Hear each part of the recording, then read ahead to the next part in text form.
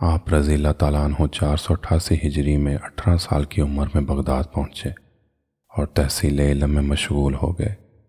پہلے قرأت سیکھی، اس کے بعد علم فقہ، حدیث اور تصوف کا علم حاصل کیا۔ نیز عملی طور پر ریاضت و مجاہدہ کے دشوار گزار مراحل طے کیے۔ آپ رضی اللہ تعالیٰ عنہ نے واعظ و تبلیغ کا سلسلہ 521 ہجری سے شروع کیا اور درس و تدریس کا آغاز 528 ہجری سے شروع کر کے وصال تک جاری رکھا۔ اس طرح آپ نے 40 سال تک تبلیغ اور 33 سال تک تدریس و افتاء کے فرائض سر انجام دیے۔ سرکار غوث اعظم رضی اللہ تعالیٰ عنہ نے جب درس و تدریس کا سلسلہ شروع کیا تو آپ کے پاس اکتساب علم کے لیے علماء، صلحاء اور فقہاء کی بھیڑ جمع ہو گئی۔ دور دراز سے بھی طالبان علوم نبویہ آپ کی بارگاہ میں حاضر ہوئے اور اپنی علمی تشنگی بجھانے لگے۔ آپ چونکہ ظاہری و باطنی علوم کے جامع تھے، اس لیے آپ کی خدمت میں حاضر ہونے والے طلباء کو کسی دوسرے عالم کے پاس جانے کی ضرورت نہیں پڑتی۔ آپ دن میں تفسیر، علوم حدیث، فقہ، اختلاف مذاہب، اصول اور نحو کا درس دیتے۔ ظہر کے بعد قرآن مجید تجوید و قرأت کے ساتھ پڑھاتے۔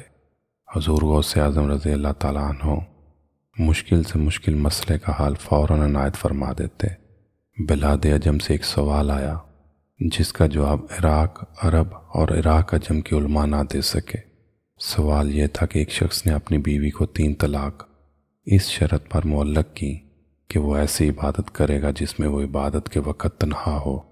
اگر ایسی عبادت نہ کرے تو اس نے کہا میری بیوی مجھ پر 3 طلاق سے حرام ہو گئی۔ جب یہ سوال حضور غوث اعظم رضی اللہ تعالیٰ عنہ کی بارگاہ میں آیا تو آپ نے فوراً اس کا جواب تحریر فرمایا کہ وہ شخص مکہ معظمہ جائے، اس کے لیے خانہ کعبہ کو خالی کرا دیا جائے اور وہ تنہا 7 چکر طواف کرے۔ اس وقت اس عبادت میں کوئی دوسرا اس کے ساتھ شریک نہ ہوگا۔ سوال کرنے والا جواب ملتے ہی ایک رات بھی بغداد میں نہ رہا اور اسی دن مکہ معظمہ کے لیے روانہ ہو گیا۔ حضور غوث اعظم رضی اللہ تعالیٰ عنہ ہفتے میں 3 دن خطابت فرماتے، جمعہ کی صبح، منگل کی شام اور اتوار کی صبح۔ حضرت غوث اعظم رضی اللہ تعالیٰ عنہ فرماتے ہیں کہ ابتدا میں مجھ پر واعظ و تقریر کا اس قدر غلبہ ہوتا کہ خاموش رہنا میری طاقت سے باہر ہو جاتا۔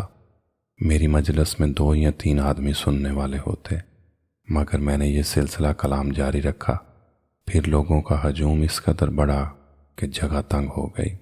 پھر عیدگاہ میں خطاب شروع کیا، وہ بھی ناکافی ہوئی تو شہر سے باہر کھلے میدان میں اجتماع ہونے لگا اور ایک مجلس میں 70,000 کے قریب سامعین جمع ہونے لگے۔